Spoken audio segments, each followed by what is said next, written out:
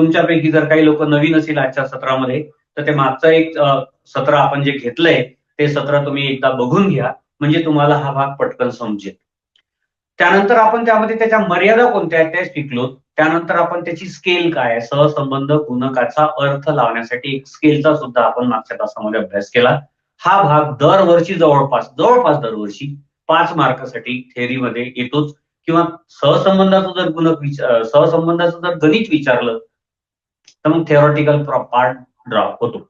Okay, तर आपण मागच्या तासामध्ये ही सगळी थेअरी समजून घेतली.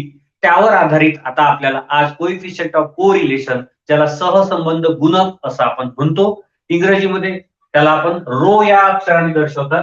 रो किंवा आर या नावाने याला सहसंबंध गुणकाला आपण दर्शवतो. त्याला रो असं म्हणतात किंवा आर या दोन यांनी आपण ते दर्शवत असतो.